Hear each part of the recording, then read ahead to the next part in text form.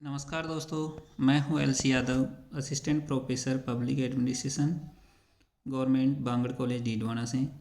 आज का ये वीडियो बीए पार्ट फर्स्ट के विद्यार्थियों के first paper elements of public administration से जुड़ा हुआ है।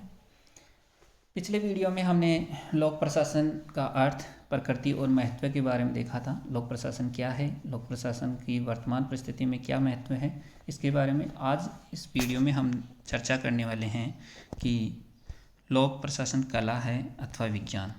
लोक प्रशासन को कला माना जाए या विज्ञान माना जाए। देखिए, ये समझने से पहले हमें पता होना चाहिए कि कला क्या होता है और विज्ञान क्या होता है। आपने विज्ञान की परिभाषा सुनी होगी कि किसी भी ज्ञान का सुव्यवस्थित और क्रमबद्ध ज्ञान विज्ञान होता है। इसमें 3 स्थितियां होती है विज्ञान में: सार्वभौमिकता, वस्तुनिष्ठता और प्रयोगधर्मिता। सार्वभौमिकता से क्या अभिप्राय होता है? सार्वभौमिकता से अभिप्राय है कि देश काल परिस्थिति में के परिवर्तन करने पर भी ये एक जैसे ही परिणाम आए, यानी कहीं भी कोई भी प्रयोग करो उसके परिणाम एक जैसे आने चाहिए, तो वो सार्वभौमिक है। चाहे वो स्थिति अमेरिका की हो, चाहे इंडिया की हो, एक जैसे परिणाम आए, वो है देश काल परिस्थिति के अनुसार कोई भी परिवर्तन नहीं आए तो इसका मतलब है कि वो वस्तु सार्वभौमिक है। दूसरी होती है वस्तुनिष्ठता। किसी मूल्य या यूँ कहें कि free from love bias hate, यानी किसी पूर्वाग्रह से कोई ग्रसित नहीं हो और हर समय एक जैसे परिणाम आए, तो वो होगी वस्तुनिष्ठता। इसके बाद में हम बात करते हैं प्रयोगधर्मिता, यानी नियंत्रित परिस्थितियों में प्रयोग करना और पूर्व घोषणाएँ करना, प्रेडिक्टेबिलिटी कर देना। तो ये तीनों ही शर्तें लोक प्रशासन पूरा नहीं करता तो हम कह सकते हैं कि लोक प्रशासन एक विज्ञान नहीं है। तो फिर लोक प्रशासन को क्या कला माना जाए? लेकिन लोक प्रशासन कला भी नहीं है। क्यों कला किसे कहेंगे? कला से मतलब होता है जिसमें क्रिएटिविटी हो, वैल्यूज़ हो, इनोवेशन हो। जैसे कि संगीत कला, नृत्य कला, तो इसमें क्रिएटिविटी होती है और एक तरह से इनोवेशन होता है, और यूँ कहें कि इसमें मूल्य भी समाये हुए होते हैं। तो ऐसी स्थितियाँ हम देखते हैं लोक प्रशासन में, तो इसको हम कला भी नहीं मान सकते। तो फिर आज के जो वैज्ञानिक हैं, एक इनमें सबसे महत्वपूर्ण वैज्ञानिक हुए थे काहन। उन्होंने एक रचना दी थी, the structure of scientific revolution 1969 में।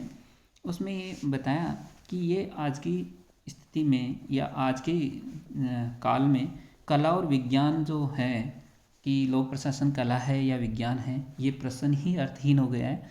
बात हमें उत्तर आधुनिकता काल में ये है कि ज़्यादा से ज़्यादा लोगों को लोक प्रशासन से फ़ायदा कैसे पहुंचाया जाए, इस विषय पर हमें बात करनी चाहिए। तो इन्होंने कहा कि लोक प्रशासन न कला है न विज्ञान है। क्यों है? क्योंकि नॉलेज 2 तरह का होता है, एक थ्योरी और एक होता है पैराडिम। थ्योरी का मतलब होता है, थ्योरी थियोस शब्द ग्रीक शब्द से बना हुआ है और इसका तात्पर्य होता है गॉड। और गॉड जो अनचेंज रियलिटी, जिसको कोई चेंज नहीं हो सकता। तो ऐसा तो नहीं है लोक प्रशासन में। पहले लोक प्रशासन कैसा था, आज कैसा है लोक प्रशासन, जिसके बारे में हम आगे भी चर्चा करेंगे। लोक प्रशासन में क्या क्या बदलाव आए। और पैराडिम का मतलब होता है पैरोक्स, जो ग्रीक वर्ड बना है, और इसका मतलब होता है प्रैक्टिस। सामान्य अर्थ आ गया कि समय सापेक्ष या परिवर्तनशील हो या यथार्थ हो।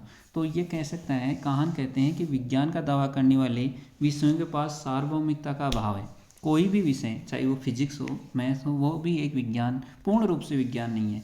क्योंकि आपको पता होगा कि कोई भी वैज्ञानिक खोज होती है तो वैज्ञानिक का एक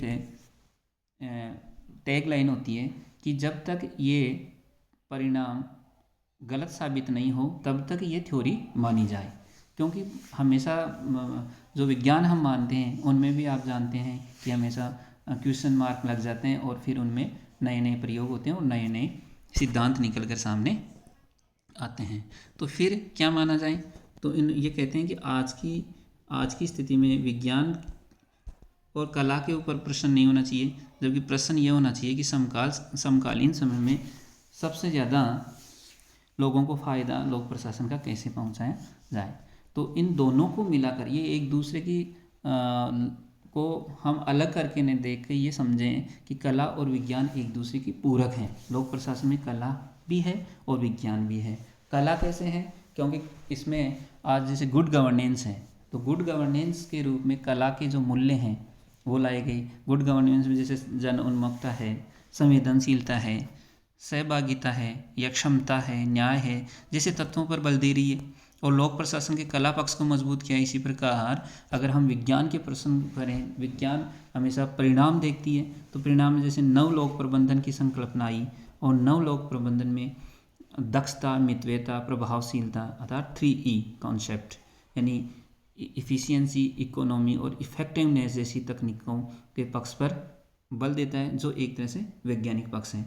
तो हम कह सकते हैं कि लोक प्रशासन कला और विज्ञान के ऊपर हम बात करने की बजाय हमें ये समझना चाहिए कि लोक प्रशासन कला भी है और विज्ञान भी है, और दोनों कला पक्ष और विज्ञान पक्ष दोनों पर ही लोक प्रशासन ने ध्यान दिया है। तो ये था कि लोक प्रशासन कला है या विज्ञान। अब आज के अभ्यास प्रश्न लिखिए आप। लोक प्रशासन कला है या विज्ञान? टिप्पणी कीजिए। नेक्स्ट क्वेश्चन लिखो, लोक प्रशासन कला और विज्ञान न होकर एक दूसरे के पूरक हैं, समझाइए। तो आज का ये लेक्चर यहीं समाप्त होता है। Thank you so much.